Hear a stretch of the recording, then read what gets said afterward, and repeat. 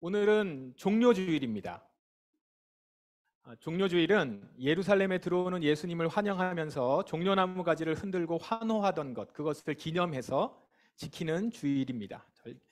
절기 중에 사순절 절기 중에 있지요. 그런데 오늘 성서정과 본문을 보신 분들은 종료주일 본문이 아니라 고난주간에 맞춰져 있어요.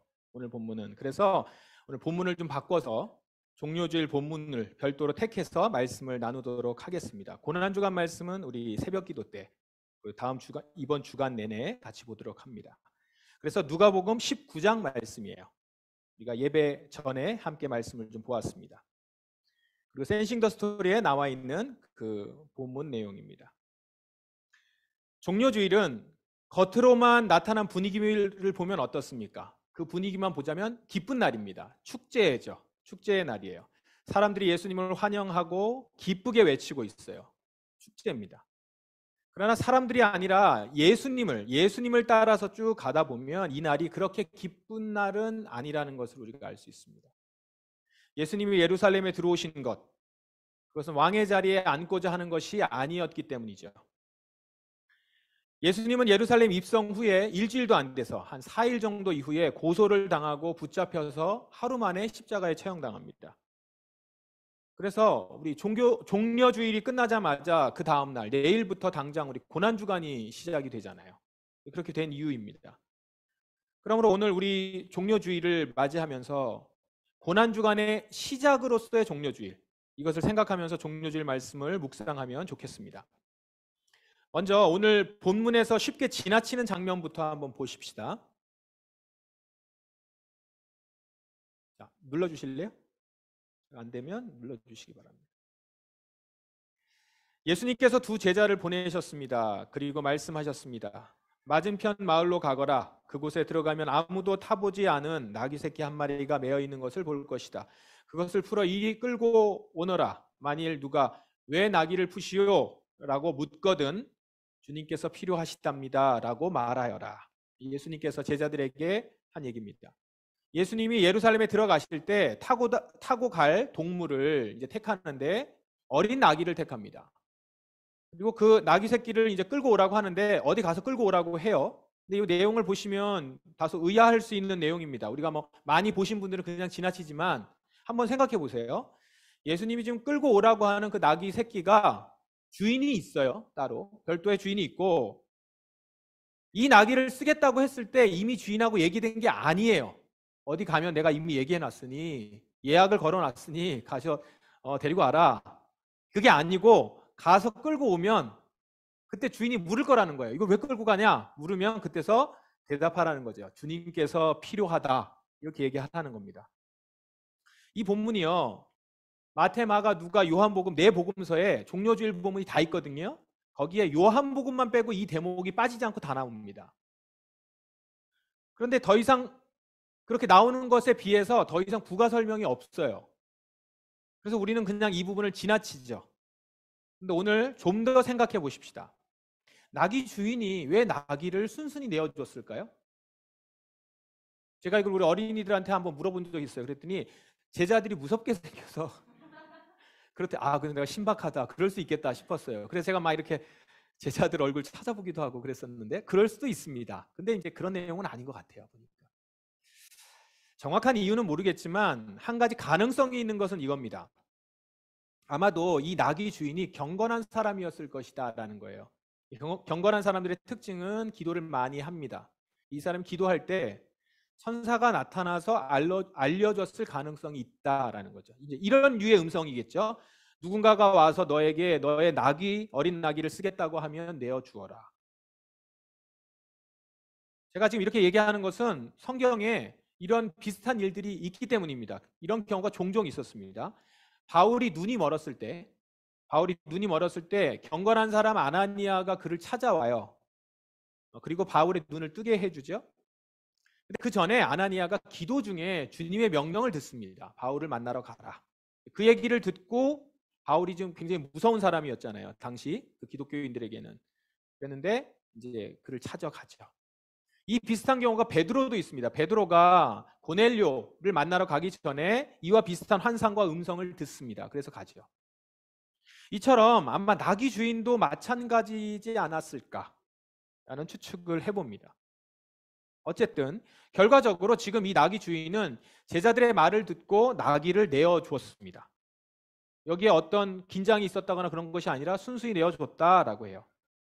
그리고 이 행동은 예수님께서 예루살렘에 입성하는 데 있어서 매우 의미 있는 행동이었고 결정이었습니다. 주께서 쓰시겠다라고 하는 말에 지금 이 나귀 주인은 자신의 것을 주장하지 않고 주께 내어드리는 행동을 한 거예요. 그것을 통해서 예수님이 그 나귀를 타고 예루살렘에 들어갑니다. 이것은 결과적으로 믿음의 행동이었고 주의 길을 예비하는 행동이었습니다. 나귀 주인의 행동은 나귀 소유에 대해 가져야 하는 아주 근본적인 태도 하나를 알려줍니다. 그게 뭐냐면 바로 우리가 가진 것은 모두 내 소유가 아니다라는 겁니다. 우리는 그저 맡은 자, 청지기. 그래서 주인이 달라고 하면 주께서 쓰시겠다 하면 드려야 한다라는 거죠. 이것은 당연한 것입니다. 맡은 자에게는. 그런데 여기 한 가지 더. 나귀 주인은 이것이 당연한 일인 것을 알매도 하나님의 구원 사역에 동참하는 특권과 영광을 누리게 됐다라는 거예요. 성경 기록에는 여기 보시면 이 주인에 대해서 이름이 안 나와요. 이름이 안 나오고 누가 이렇게 나오죠. 다른 성경에는 아무 이렇게 나옵니다. 영어로 보면은 anyone who 이렇게 나오거든요. 어떤 사람이에요. 그냥 어떤 사람. 이름이 나오지 않아요. 이름이 나오지 않는다는 것은 이 사람이 이 일을 해서 살아가면서 어떤 명예나 칭찬을 얻었던 것이 아니에요. 그 사람이 어디에 사는 어떤 사람이 어느 집 아들이 나귀를 빌려줘서 그 나귀를 타고 예수님이 들어가셨대. 그게 아니에요. 그냥 어느 누가, 아무가 이런 거죠. 나귀를 누가 빌려줬는지 모르는 겁니다. 그러나 이 사람은 이렇게 나귀를 빌려주는 것을 통해서 더 이상은 어떤 사람이 아니었던 거예요. 비록 나귀 주인은 이 일로 인해서 어떤 명예를 얻지는 못했지만 그는 예수님의 사역을 이루는 데 있어서 꼭 필요한 일을 한 사람이 되었습니다. 우리가 주님의 나라에 갈 때까지는 이 사람이 누군지 모를 거예요. 그러나 분명 천국 가서 만날 겁니다. 그리고 거기서는 사람들이 아주 반갑게 인사하겠죠. 바로 그 나귀 주인이시군요. 그는 하늘에서 이름을 얻고 영원히 영광스러운 사람으로 살아갈 것입니다. 여러분 모두 이러한 누구, 그 어느 한 사람, 이 나귀 주인과 같은 그 사람이 되기를 간절히 바랍니다. 자, 이제 예수님이 예루살렘에 입성하는 이 장면으로 한번 가보십시다. 예수님은 지금 사람들의 기대를 한 몸에 받으면서 예루살렘으로 향하고 있습니다. 유대인들은 예수님을 로마의 통치로부터 그 지배로부터 해방시켜줄 사람으로 기대하고 있습니다. 그래서 지금 사람들은 예루살렘으로 예수님이 들어오는 것을 보면서 대환영을 해요. 드디어 예수가 중앙무대로 입성하는구나 이런 겁니다. 왜 이런 거 있죠. 우리나라에서 유력 정치인이 대선에 이렇게 출마를 딱 선언할 때 정치적으로 의미 있는 어느 장소에 가서 예전에 이렇게 했던 항거했던 장소라든가 아니면 여의도라든가 이런 데 가서 이제 출사표를 던진단 말이에요. 기자들을 불러놓고. 이런 거와 비슷한 거죠. 사람들이 지금 왕으로 삼으려 하려고 그렇게 예수님을 왕으로 삼으려고 추대하려고 할 때마다 계속 자리를 피해요.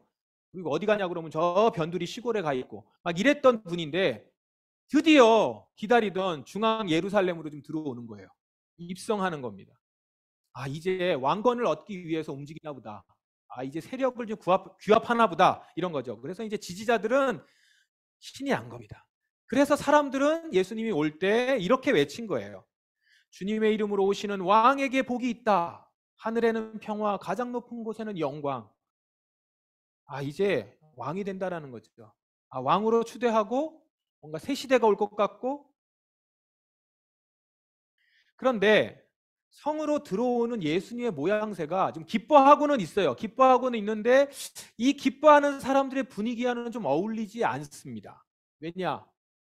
어린 나귀를 타고 들어오거든요. 나귀 새끼를. 사람들이 기대하는 모습은 뭐죠? 이제 들었단 말이에요. 소문을 들어. 지금 예수님이 오신대. 예루살렘 들어오신다 그러면 막 뛰어나갔단 말이에요. 찾겠죠. 뭘 찾을까요?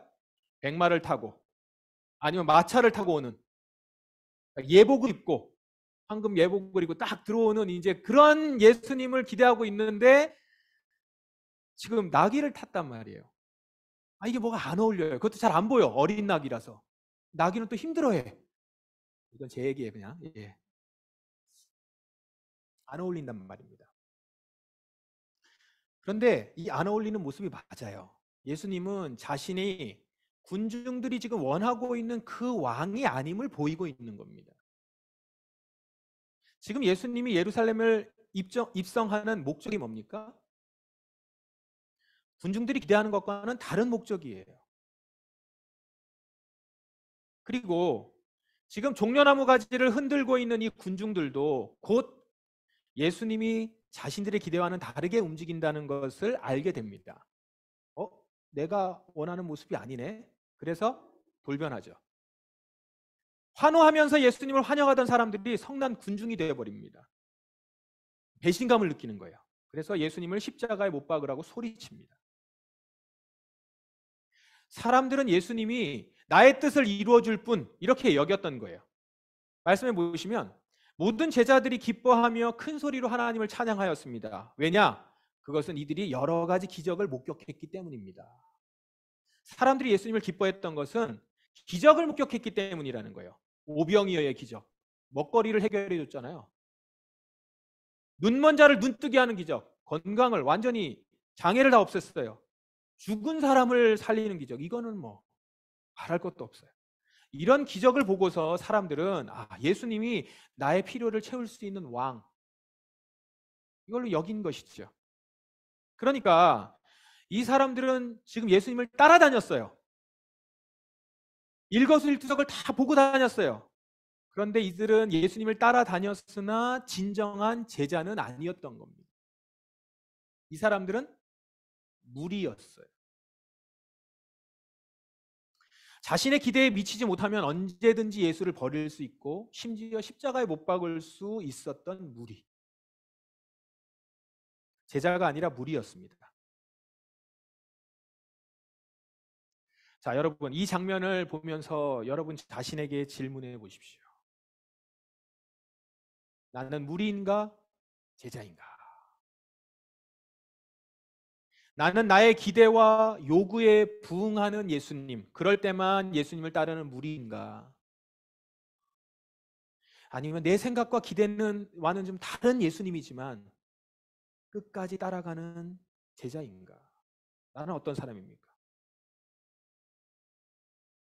여러분이 지금까지 예수님을 따랐던 이유가 무엇입니까?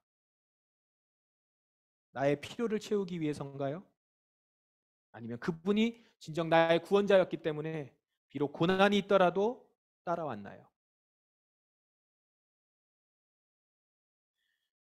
예수님은 지금 환호하는 사람들이 무리라는 것을 알고 계셨어요. 종려나무 가지를 흔들고 자기의 겉옷을 깔아서 그렇게 자기를 맞이하고 있지만 이들은 무리라는 걸 알고 계셨어요. 그래서 예루살렘에 거의 다 왔을 때쯤에 예수님은 성을 바라보시고 사람들을 바라보시면서 눈물을 흘리십니다. 그리고 이렇게 말씀하시죠. 내 원수들이 너를 향해 흙덩이를 쌓고 너를 에워싸고 사방으로 포위할 때가 올 것이다. 예루살렘이 외부의 적에게 공격을 받을 거라는 겁니다. 그리고 너를 짓밟고 너와 함께한 내 자녀들도 짓밟을 것이다. 또한 돌 위에 다른 돌 하나라도 남지 않게 할 것이다. 성과 그 성 안의 사람들이 적의 침략으로부터 완전히 폐화가 되고 망하게 될 것이다 라는 거예요. 예수님은 이 말씀을 하시면서 우세요. 눈물을 흘립니다. 이 사람들이 망하는 이유가 나와요. 하나입니다. 이는 하나님께서 찾아온 때를 내가 깨닫지 못했기 때문이다. 하나님이 찾아온 때, 하나님이 보내신 예수를 받아들이지 않고 거절했기 때문이라는 것이죠. 지금 무리로 그냥 예수님의 따라다니며 나의 필요를 채우고자 했었던 거예요. 그래서 이 말을 하시면서 예수님은 눈물을 흘리십니다. 망할 것이 보이고 이들이 돌변할 것이 보이면서 이들이 완전히 돌 위에 돌 하나도 남지 않는 그런 폐허가 되는 것들을 보셨기 때문에. 자, 눈물을 흘리시는 예수님. 우리가 지난주에도 그렇고 예수님이 우시는 장면을 연속으로 계속 보고 있는데 눈물을 흘리시는 예수님. 예수님 마음이 어땠을까요? 지금 이 사람들 내게 옷과 종려나무 가지를 깔고 흔들고 환호하고 기뻐하고 있지만 이들 대부분은 며칠이 지나지 않아 나를 십자가에 못 박으라고 소리 지를 거예요. 그걸 지금 보고 있는 거거든요. 이 돌변할 사람들, 지금 환호하고 있는 이 사람들 하나하나 보시면서 마음으로 우셨을 겁니다.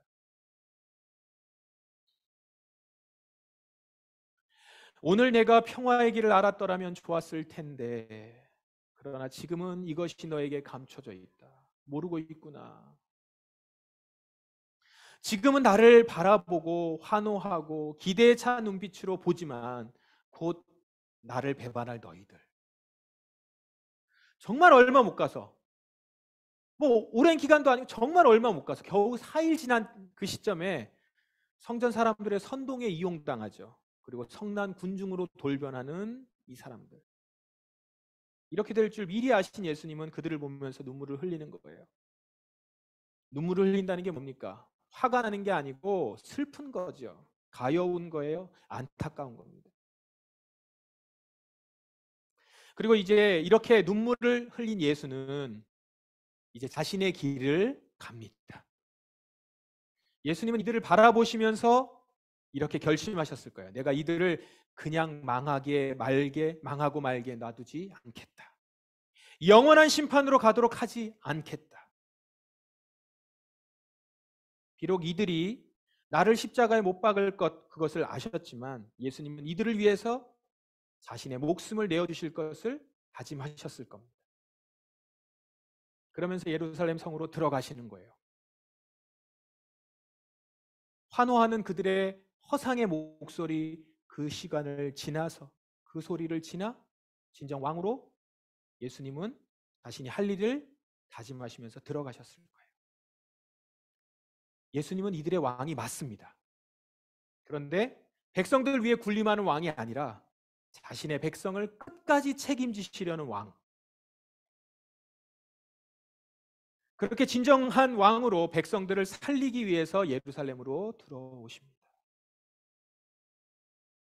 그래서 예수님이 어린 나귀를 타고 오시는 이 모습은 바로 예수님이 우리를 살리기 위해서 낮은 곳으로 오시는 중임을 보여주기 위한 것입니다. 우리를 살리기 위해, 우리를 심판으로부터 구하시기 위해 백마가 아니라 나귀를 타고 오시는 거예요. 빌립보서는 이런 예수님을 이렇게 묘사합니다. 그분은 하나님과 똑같이 높은 분이셨지만 결코 높은 자리에 있기를 원하지 않으셨습니다. 오히려 높은 자리를 버리시고 낮은 곳으로 임하셨습니다. 사람의 모습으로 이 땅에 오시고 종과 같이 겸손한 모습을 취하셨습니다. 낮은 곳으로 내려오지 않으시면 우리를 영원한 심판에 건질 방도가 없으셨기에 주님은 우리를 살리시고자 낮아지신 것입니다. 낮아져서 죽으신 것입니다. 이제 우리는 예수님이 나귀를 타고 예루살렘에 들어오신 이유를 분명히 알게 되었습니다. 종료주일, 우리는 그런 예수님의 오심을 기념하는 날입니다. 예수님이 예루살렘에 들어오신 것을 기념하는 거예요. 그리고 우리도 호산나를 외칩니다.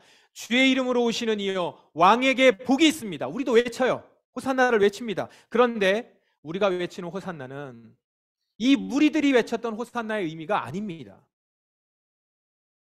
우리는 우리를 위해 낮은 곳으로 오신 나귀를 타고 오신 주님, 진정 우리를 살리시고 영원한 우리의 왕이 되신 주님, 그분을 환영하는 것입니다. 우리가 아닌 제자로 나의 구원자의 오심을 받아들이는 거예요. 나의 무지와 고집스러운 교만과 탐욕 때문에 십자가를 지시는 예수님께 황송한 마음, 내가 저분을 나귀를 타게 만들어 그분 앞에 나의 겉옷을 벗어드리며 종려나무 가지를 흔드는 것입니다. 사랑하는 포도나무 성도 여러분, 여러분은 예수님의 제자입니다. 예수님이 가신 십자가의 길을 따라가는 성도입니다. 우리 지난 금요 기도회 때도 같이 말씀을 나눴죠? 성도는 두 가지 특권을 받았습니다. 첫 번째, 그리스도를 믿는 특권. 그리고 그리스도를 위해 고난받는 특권. 거짓 복음은 예수를 믿으면 만사형통 성공한다 말하지만 진짜 복음은 그리스도를 위해 고난받는 특권을 가진다라고 말합니다. 그리스도의 남은 고난을 내 육체에 채우는 것을 기꺼이 감당하는 자들이라는 것입니다. 그것이 성도입니다. 이제 종료주일을 지나 고난주간의 한 주가 시작됩니다. 우리는 예루살렘으로 들어오시는 예수님의 뒤를 따라 걷는 자들이에요. 우리 그렇게 예수님의 뒤를 따라 걸으십시다. 한 주 동안 예수님이 가신 십자가의 길을 따라가며 그 길에서 주님을 만나 뵙시다. 그분을 내가 원하는 곳으로 끌고 가려고 하지 말고 이쪽으로 좀 오셔서 나를 좀 도와주세요. 이게 아니고 그분의 길을 따라가요. 그리고 이렇게 기도하십시다. 주님이 나를 위해 걸어가신 그 길, 이제 내가 주님의 남은 고난을 내 육체에 채우며 따르겠습니다. 이번 고난주간, 우리 성주간이라고 하거든요. 홀리위크예요. 이 성주간 우리 그렇게 주의 길을 묵상하는 우리 성도들 되시길 바랍니다. 우리를 살리시려고 낮아지시고 죽으신 예수님을 묵상하며 우리 또한 그 길을 따라 걸어가는 제자들로 설 수 있기를, 한 사람 한 사람이 그런 참 제자로 주님을 따라가기를 주님의 이름으로 간절히 축원합니다. 이 시간 우리 함께 찬양하십시다. 당신은 영광의 왕, 당신은 평강의 왕. 이 찬양하시면서 진정 우리가 제자로서 호산나 주님의 이름을 부르는 우리가 되었으면 좋겠습니다.